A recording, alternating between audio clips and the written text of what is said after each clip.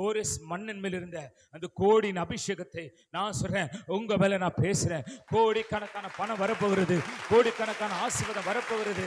இதெல்லாம் கர்த்தர் உன்னை நம்பி தரப்போகிறார். காரணம் என்றால் நீ என்னுடைய ராஜ்யத்தை கட்டுகிற ஒரு கிங்டம் பைனான்சியல். உலகத்தில் ரொம்ப பேர் இருக்காங்க, அவங்க செய்ய வேண்டியதை செய்யாதனால தான் கர்த்தர் இன்னும் சில ஆட்களை தேடிக்கொண்டிருக்கிறார்.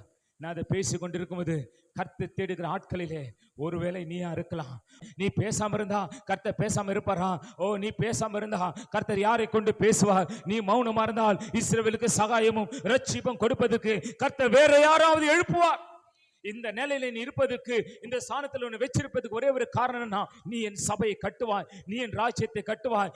தேவனுடைய ஊழியத்தை உண்மையாய் செய்து, தேவனுடைய வேலையை உண்மையாய் செய்கிற தேவனுடைய தாசர்கள், தேவனுடைய தீர்க்கதரிசிகளோடு கூட நிற்கிற பிள்ளைகளை பார்த்து சொல்றேன், நீங்க இந்த வருஷத்துல சாதாரணமா இருக்க போறதுல, உங்க நிலை சாதாரணமாய் கர்த்தர் வைக்க போறதுல, கர்த்தருடைய தீர்க்கதரிசியா சொல்றேன், உங்க நிலையில பெரிய மாற்றம் வரப்போகிறது. நீங்கள் கர்த்தருடைய ஊழியத்தை செய்வீர்கள், நீங்கள் கர்த்தருடைய ஆலயத்தை கட்டுவீர்கள். Yes, the anointing of Koresh, come on, receive it in the name of Jesus. Oh rabara shantala baraba. கோரேஷின் ஆவியை கர்த்தர் எழுப்பினார்.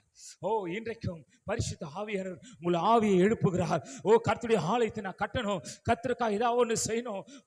அப்படிப்பட்ட வாஞ்சை எல்லாரும் மேல கோடிகளை நான் பேசுகிறேன். நான் சொல்றேன், துன்மார்க்கனுக்கல்ல நீதிமான இடத்துல பணம் வரட்டும், துன்மார்க்கனுக்கல்ல நீதிமான இடத்துல பணம் வரட்டும்.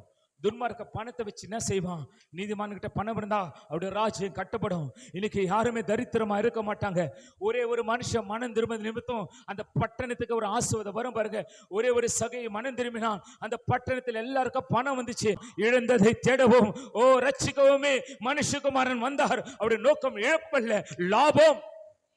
நீ போனா லாபம். ஆனா நான் சொல்றேன், சில லாபான்கள் உன்னை அடிமைப்படுத்தலாம், யாக்கோபு போல அடிமைப்பட்டு கொண்டிருக்கலாம். ஆண்டவர் ஆவியானவர் சொல்றார், அவனுக்கு மேல லாபத்தை உனக்கு தந்து அவன் உன்னை தொடர்ந்து வருகிற அளவுக்கு உன்னை மேன்மையப்படுத்த போறார். எத்தனை வருஷம் நான் உன்னை சேவித்தேன், எத்தனை முறை என் சம்பளத்தை மாற்றி போட்டி, எத்தனை முறை மாற்றி போட்டாலும் சரி, கர்த்தர் அவனோடு கூட இருக்கிறார். நீ எவ்வளவு ஒடுக்கினாலும் அவன் பெருகி கொண்டே இருப்பான். திட்டமிட்டு ஒடுக்கினாலும் சில மனிதர்களை ஒடுக்கவே முடியாது. ஏனென்றால் கோரேஸ் மேல் இருக்கிற அபிஷேகம் அவன் மேல் இருக்கிறது. அன்றைக்கு ஒரு கோரேஸை எழுப்பினவர் இன்றைக்கு இந்த பார்த்து கொண்டிருக்கிற பிள்ளைகள் அனைவர் மேலும் அந்த அபிஷேகத்தை வைக்க தயாரா இருக்கிறாரு. கோடிகளை கொண்டு வரும் கோரேஸின் அபிஷேகம், கோடிகளின் மன்னன் கோரேஸ் இன்றைக்கு யார்? நீதான் அந்த கோரேஸ். நீதான் அந்த கோரேஸ். உண்மையிலே கர்த்தருடைய ஆவியானவர் இறங்குகிறார். அவர் உன் கரத்தை பிடித்து சொல்லுகிறார், வெங்கல கதவுகளை உடைக்கிறவா, இரும்பு தாழ்பனை உடைச்சு காட்டுவா, ஒளிப்படுத்துக்களை பொக்கிஷத்தை, ஒளிந்து கிடக்கிற புதையல்களை நான் உனக்காக தரப்போகிறேன். நீ என்னுடைய ஆலயத்தை கட்டு.